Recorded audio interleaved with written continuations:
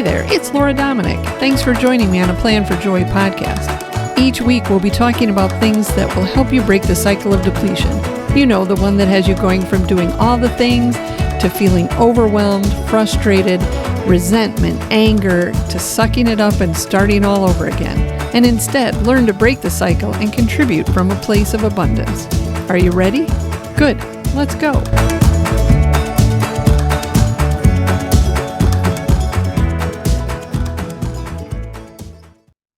Hello and welcome this week. I'm so excited to introduce you to a good friend of mine for a long time now. We are going to be talking, as I've been talking the past couple of weeks, with moms about overwhelm. It's just like real women, real conversations about the overwhelm in their lives and how they handle it and where it comes from. And so far it's been interesting because everybody's had, as you would expect, a little bit different story. And so today I'm going to introduce you to my friend Linda Cozzi. She has been married 25 years this fall to her husband, and they have 4 children, 2 of whom she's still homeschooling. One is a junior in high school, one's in 7th grade. She loves nature. She's a great gardener, and she's loves to do interior decorating and bring people together. They have an awesome outdoor space that they love hosting people in. And I like what she put at the end of her bio: any day can be a vacation if you're floating in the water. So we definitely agree on that point. Welcome, Linda. And thank you for joining me on the podcast this week. Hi, Laura, and thanks for hosting me. And I look forward to this opportunity to share our journey so far. Great. Well, let's start with your background, where you came from. Everybody loves a good conversion story. So why don't you kind of give us an idea? We were talking the other day about where you came from and where you're at now. Okay. So wasn't raised in the church, and my husband and I have been married for 25 years, but after we were married and had children, we knew that we wanted to raise our kids to know Jesus, even though we didn't have that opportunity. We thought it was a good idea. Let's put it that way. We thought it would be a good place to raise our children, not really knowing what that really meant. And about 7 or 8 years in, I met a lady and who we've become very good friends. And she was Catholic, and we just started sharing life with each other. And at the same time, someone had invited us to join the Methodist Church, to come check out the Methodist Church in our town. And so we went, and for the first time, we actually felt comfortable being in this parish, and we really enjoyed it. We were learning a lot. And about 2 years in, I woke up one day and just said, you know what, babe, I am not feeling it. I just feel like something's missing. I feel like we just do the same thing over and over, but there's no depth to it. And so we stopped going. And at the time I was pregnant with my last child, who's now almost 13. And so we just stayed home. Meanwhile, I continued my friendship, actually went to her homeschooling community, a Catholic homeschooling community, and was getting to know the people and just observing what they were doing, the whole time saying, I will never be Catholic. My husband as well. We will never be Catholic. I think God takes that as a challenge. Yep. Yeah. So we did have one of the families, the husband in the family, said to my husband, Eric, if you keep hanging out with all us Catholics, you'll eventually be one. And he said, yeah, no way. So, 12 years later, but we woke up one day. So we had our last child, and he was 6 months old. And we woke up one Sunday morning, and my husband said, what do you want to do today? And I said, I think I want to go check out that mass over at St. Joe's. And he was like, okay. And we went, and we never stopped. And we were very fortunate to have our homeschooling community because everyone in our community wanted to help us learn about our faith. Everyone was excited for us. So we got to go through the RCIA program, and we all came into the church as a family together. At the time, my oldest was 12, and then the next one was 10, and the little ones were 5 and 1. Okay. So all 4 children and I were baptized together at the Easter Vigil. And then, then the older ones, or the oldest, the oldest was confirmed with us. The oldest 2 received First Communion with us. And then we just continued forward from there. Yeah, and I was there. It was exciting. It was beautiful. And how did that, like, were your kids on board with that? Because sometimes having older kids and making that drastic of a change in their life can be overwhelming for them. How did they handle that? I think they handled it pretty well, considering we brought them into this Methodist church and they got comfortable there. And then we said, oh, we're switching gears and we're going to come over here and check out Catholicism. I do believe that having the community around us with people helping us was beneficial for them. Now my oldest 2 are now on their own journey, trying to figure out things for themselves. And the younger 2 really don't remember anything different. You bring up a good point there, Linda, because when we have kids too, your journey was a little bit different, bringing them into the faith at a later age. But as we raise our kids, we just figure, okay, we're going to teach them all that they need to know, and they're going to accept it and go, follow the same path. But when that doesn't happen, that can be a source of conflict and overwhelm for parents. How have you dealt with that, as your older kids go off and try to find their own relationship with God? Yeah, that's a good point. So I agree. We just thought that we were doing the right thing. And I will say that I think that my older children are more knowledgeable about their faith than I am, because they are like sponges. They learn everything. But I was told by someone once that my kids have to figure things out for themselves. We get to a point where they have to take their own journey. And I feel like in our society, and I think it's in all different realms, not just in the Catholic Church, that everybody has this idea of what their kids will be like when they grow up and what they're going to be and who they're going to be. And it's just not real. Our kids have to decide that for themselves. Once when they were young, I was talking to a friend and she said, I just realized that we have no control. God has control, and it's their relationship. And we think that we're raising all these special people, which they are special, but they're not special in the sense that we have control over it. Right. I'm not sure if that makes sense. I'm not sure if what I just said makes sense. I thought I was raising presidents, right? Right. I'm going to homeschool my kids, and they're going to be like presidents of the United States. They're all going to be like George Washington and Abraham Lincoln. We're not all George Washingtons and Abraham Lincolns, and we don't all need to be. Right. That's not how society works. So as far as my kids right now, having adult children and watching them make their decisions that, might not be what I ideally wanted, it's not really my choice. And so what Eric and I have decided is that we love our kids. We love watching them go through their journey. Whatever they choose is their choice, and we will love them. And it's so much fun to watch it happen. Yeah.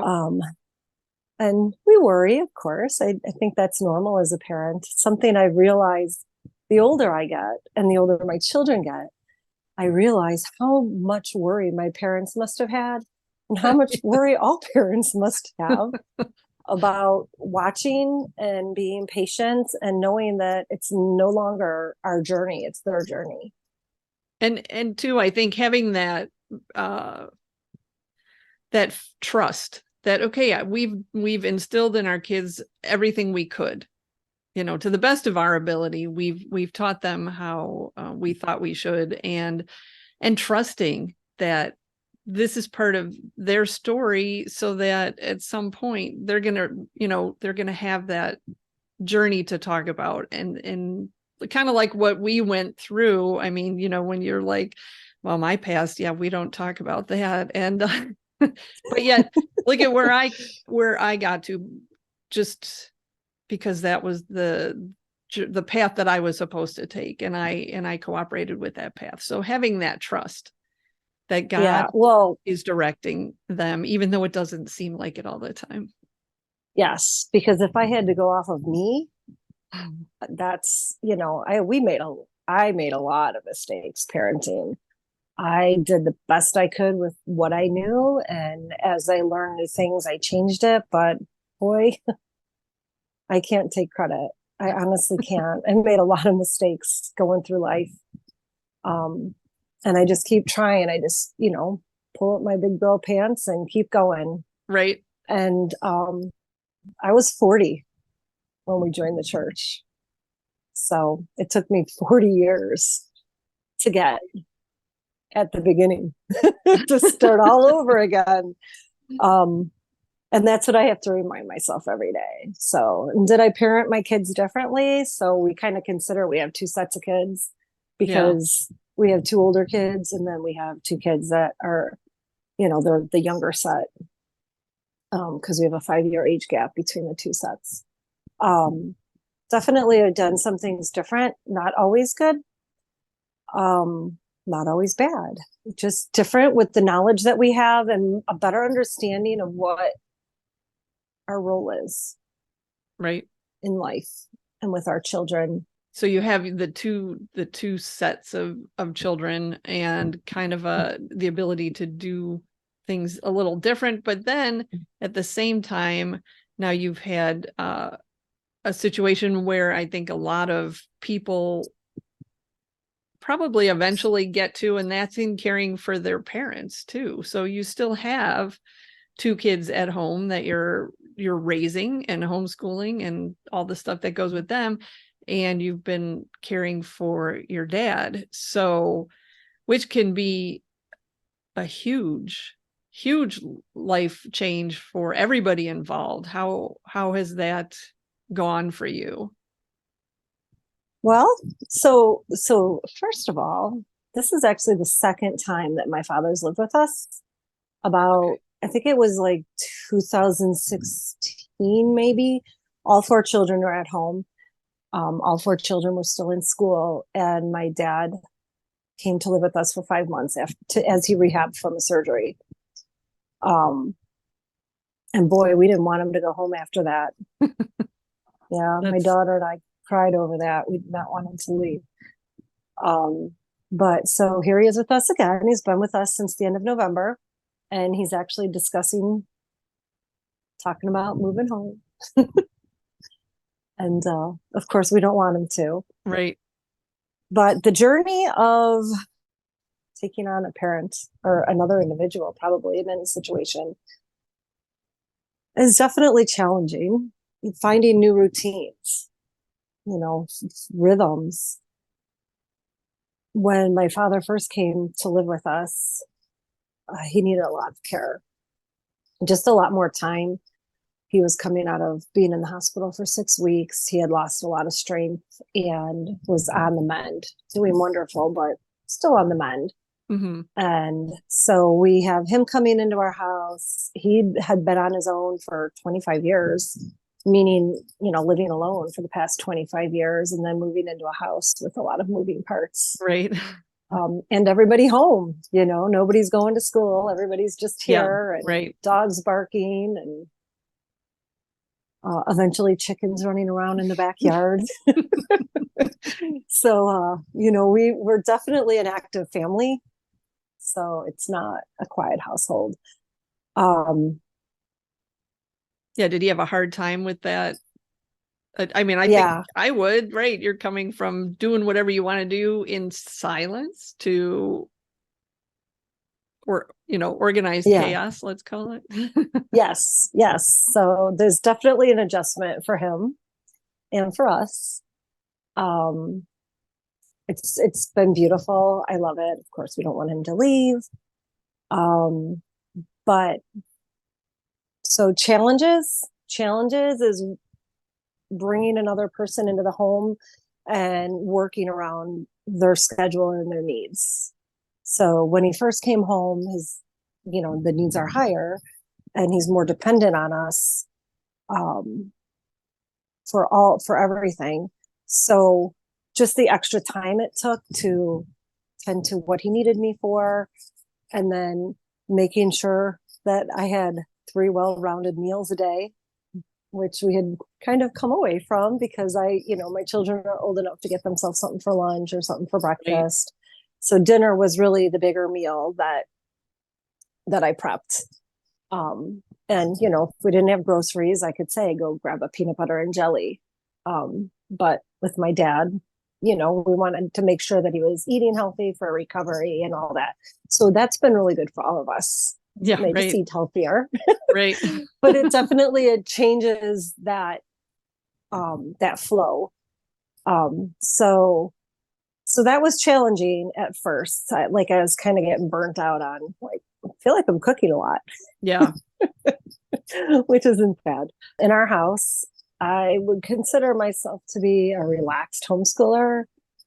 I would like to think that we have a very rigid schedule and, we get up first thing in the morning, but we're very relaxed. We get up, we read together, we pray together, well, vice versa. We pray together, read together, snuggled up on the couch, hot cocoa if it's winter, just very relaxed. And then we get up and start, chores and breakfast and our bookwork, schoolwork. That was really challenging this year because then we had home health care coming to join us. Oh, So, and home health care works on their own schedule. yeah. So they can't necessarily work in the time frame that would make it easy for my life. So that was challenging and I would get frustrated, but then I realized it's just a phase. It's just a time period. Both of my children are really good at doing things for themselves and finding something to do if I was busy. So that really worked. That Yeah. worked for us for a while, but it gets old after a while. Oh, yeah. And then we graduated to outpatient care, which was great because that means he's, well on his way back to where he wants to be and where we all want him to be. So we had a routine. Thankfully, my brother and I work really well together. And so I would drop my dad off and then he would pick him up 2 hours later and bring him home. And that was like golden time in my house. Oh, yeah. Golden time that I just had the kids and we could focus in on something for that little window. I mean, it was like 3 hours, with driving time and all that. So that was really helpful. It was just finding the times of day that we could fit something in. And then that goes back to not being that rigid of Right. like, we're up at 8 o'clock doing school, because no, we were doing it at 1 o'clock in the afternoon. Right. So, yeah, so that worked really well. Oh, what else? Right. And I know we've talked in the past too about, and you brought that up kind of here, about being able to communicate what you need. So the ability to work with your brother on this is huge. Yes. And let's face it, a lot of people don't have cooperative siblings or any siblings for that matter. Maybe they don't have anybody in the area, or the other siblings just are too busy or whatever. So the ability to be able to work with your brother, and I think one of the skills being to be able to communicate what you need so that he can hear that and respond is a huge blessing. Yes. So my brother and I, we really do have that ability to tell each other what we need or what we think, and whatever, we might get mad at each other at points, but we figure it's not worth it. Easily get over it. So I will say, so my dad ended up back having to have another surgery, and then basically we kind of started over, not as far back as we were, but he had to stop outpatient therapy. We went back to home care, and then eventually got back to that outpatient therapy. And I just, the sinking feeling like, oh my gosh, I cannot go through this again. It's just so taxing. And I feel like I'm not functioning in my own home because I'm being pulled. And I called my brother and I said, listen, we got to figure something out. And he's like, I totally agree. And we did. So we looked into somebody coming and picking him up and taking him and bringing him back. And we went through that whole process and realized that we had a new driver in the house that could use a job and the experience. And yep. She took over. She drove him to therapy 3 days a week for 6 weeks. Wow. That's great. That was great experience. She got to spend that time with her grandpa. And they had their own thing, they did their own thing, stopped at McDonald's every time to get a Coke or a frappe. And she got that driving experience and taking care of somebody else. And she's really good at it. And it gave me time. That was my time at home. Right. That was my time to do the things I need. I was able to also reach out to other people to get my son out of the house. That sounds horrible. But to get him out when I couldn't actually go. Right. So I did have friends that say, hey, you want me to pick him up and take him to the park for park days with our homeschool group? We're going to go do art. Can we come and get him? So that was so helpful and so appreciated. I want to go back. There was a point back in late winter, maybe about 3 months in, that I was feeling so overwhelmed. I was at the point of almost panic attacks of how am I going to do everything? I can't get a good meal on the table. I'm falling behind in school, and the house is falling apart, and this person needs that. And I said I would do this over here.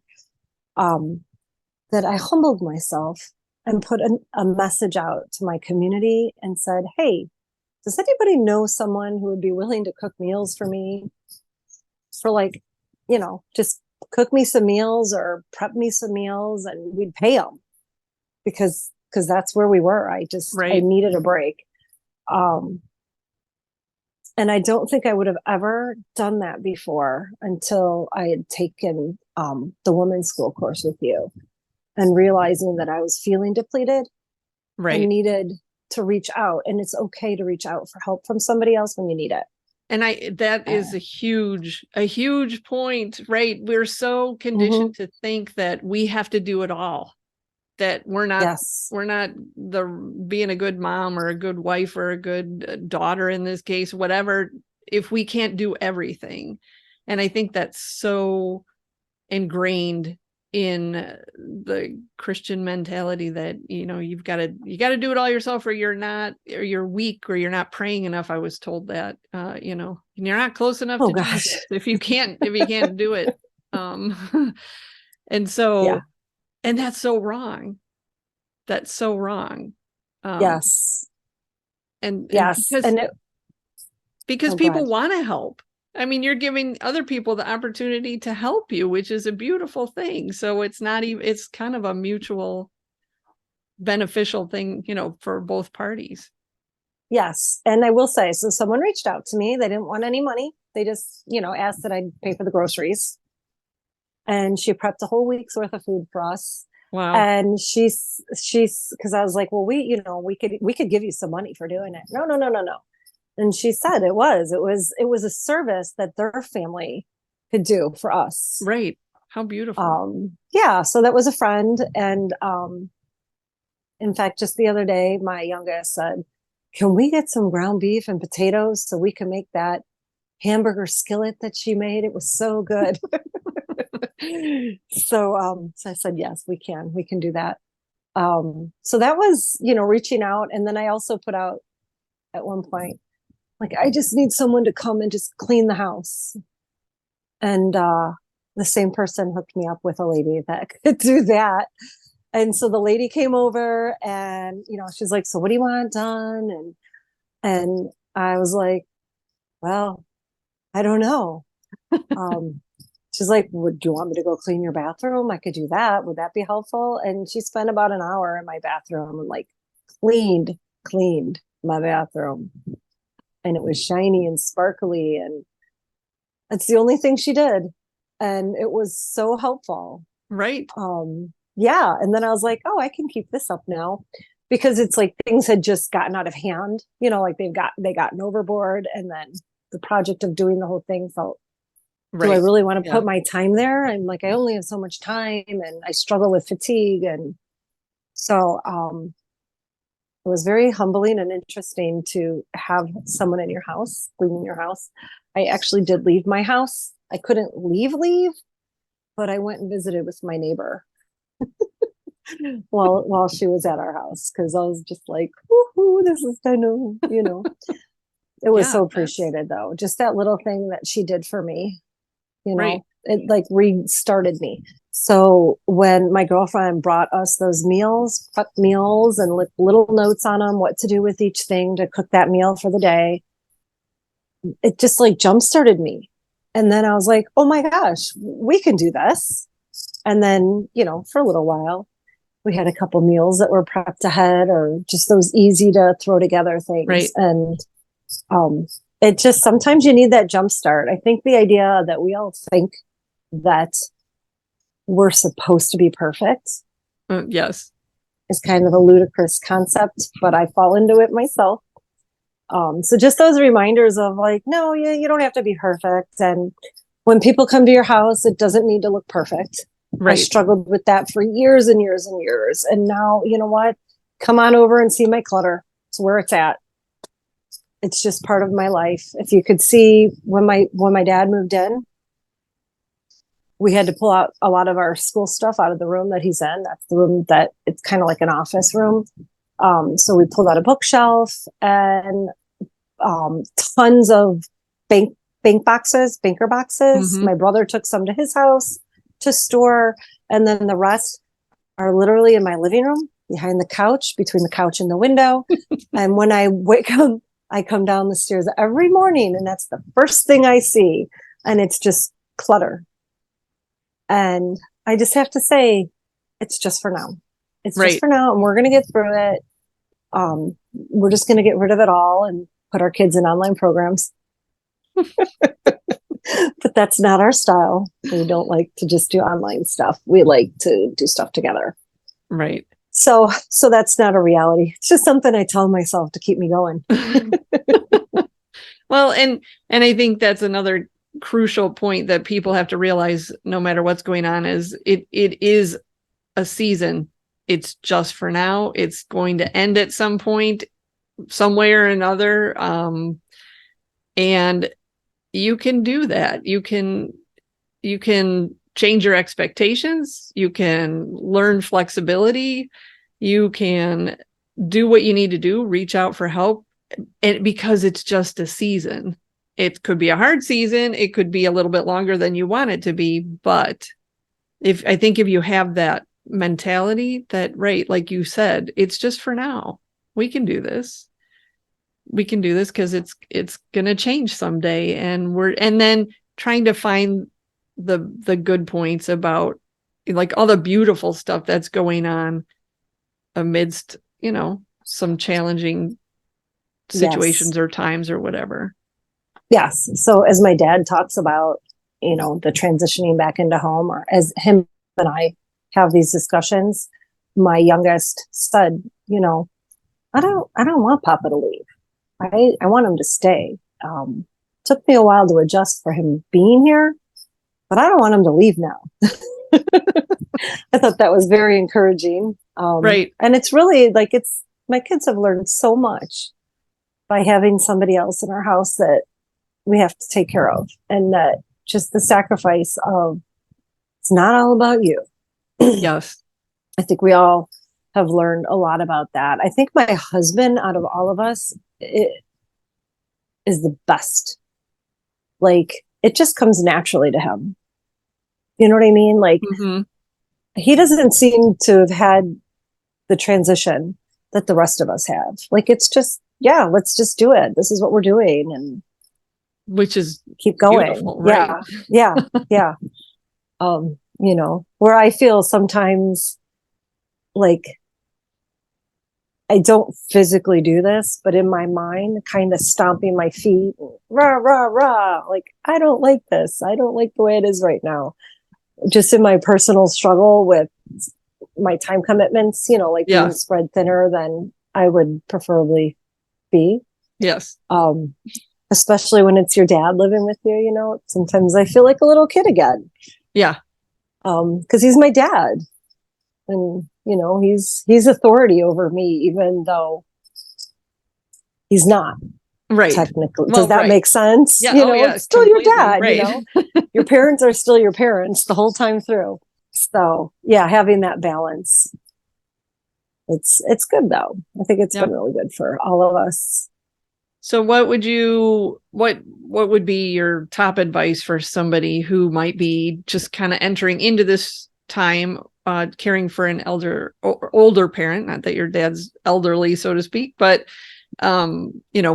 or they're struggling themselves. What would be something advice you'd give them? Okay, so I think first of all, if you have siblings, and I know the whole sibling dynamic can be so diverse, good and bad, and we're in between, that is to just really talk to your siblings, as hard as it may be, about what your needs are if you're the main caregiver. My brother and I have talked about this for 10 years, that we know that I would be the caregiver for my father at the point that my father needed care. That was a known. Yeah. So knowing that ahead of time was very helpful for me growing up. Something that I always wanted to do was, I always wanted to be able, I always had a mindset that I was going to take care of my grandmother when she was old. I was going to take care of my parents and my aunts and uncles. May sound silly, but I always envisioned that I would have a big home, almost Airbnb style home.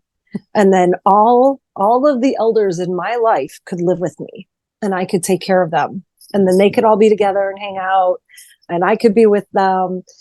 So maybe I have an old soul mentality, right. But I always thought that. And I tell my dad that. He thinks it's funny. Yeah. So unfortunately, a lot of those people are already gone. But I do have my dad with me for now. And we do plan on that forward. So your question is advice for people that are maybe entering into it or will be, is just get like thinking about it. And I think we all envision what things will look like. And then the reality isn't always exactly the same. And just going with the flow there, like knowing it's not going to be perfect, knowing it's going to be hard, and giving yourself that grace. Again, talking with your siblings. And if you're not in the situation, having a plan, just a rough plan, having those conversations of what it's going to look like. I know that's really hard because nobody wants to look at their parents or any family member and be like, hey, well, at some point they're going to need help. Right. That is true. Yeah. And some people never do.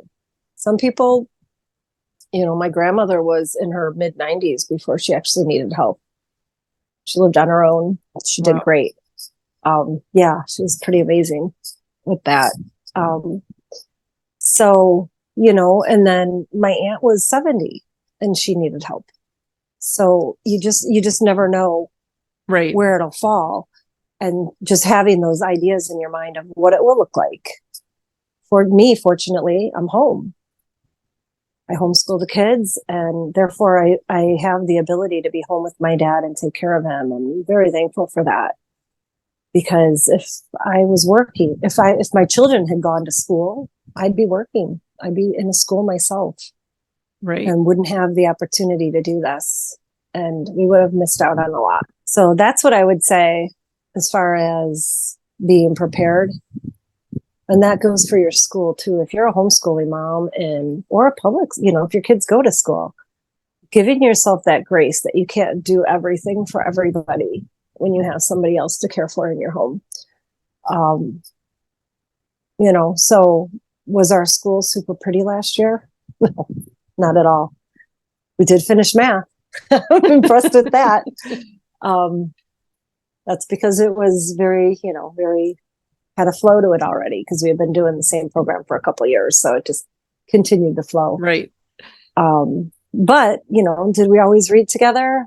For the majority of the majority of the time, we had our time together to read. We did read through an entire curriculum of literature together, which was the best. Yeah. And we've talked about this too in the past, just being able to communicate your needs instead of keeping it, bottled up inside of you. If you, a couple of weeks ago, we had the opportunity to go away with a couple of women friends, Yes. and it was glorious. And you had made a comment that this was something you needed, and you were able to tell people in your family, hey. Yes. It was so great. And what did we do? We talked. Yeah, right. Nothing, right. And we talked. And then we went to the beach and talked. Right. And then we went to the winery and talked. And then, and talked. It was great. It was just like so cup filling for me. I actually told my brother, I said, something I realized is that probably every 2 to 3 months, I need to get out of Dodge for a weekend, and you need to take over. And it's pretty much worked. It's pretty much worked anytime that I'm like, hey, we're going to be gone. Can you come in, check in on Dad, and, spend time with him. So again, I've just been very fortunate that it's worked really well for us, between the two of us. But yeah, just saying, hey, I need my cup filled. Like, I need to go out tonight and not have to worry. And it's, again, hard for people who might not have that sibling to help them out, but somehow being able to find someone who can help, that you can communicate to, that can help you, to make sure you don't burn out, because I know that's a huge problem when you're the caregiver. Communication, setting your boundaries, and trying to find help, not being afraid to ask for it, I think have definitely been exhibited well by the things we've talked about here. So yes. And even within my home, like, my husband sees when, she didn't get dinner on the table. So, and he's really good at just picking it up. Like, hey, I'm just going to do this for dinner. And he just gets in there and takes care of it for me when I'm feeling overwhelmed by everything, or just need to switch gears for a little while. Right. No, that's great. He's really good about it. Yeah. And going dancing helps a lot. So we try and get out and do some dancing in town, which is a lot of fun. Organized dancing. You don't just go dancing through town, right? No. Organized dancing. Yes. It's brought a lot of joy to us this past 6 or 7 months now that we've been doing it. Yeah. It's brought a lot of joy to us. That's important, right? Date nights, finding stuff you both like to do together, just the two of you.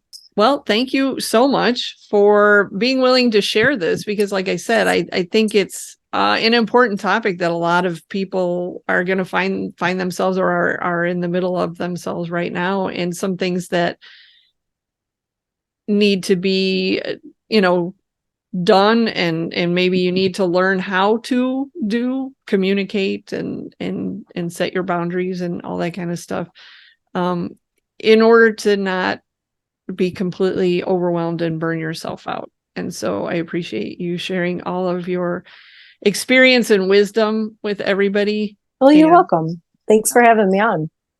And then I will see you guys next week. Share this video with other women that you know that might be in this same situation, because I think it's so important to learn from each other.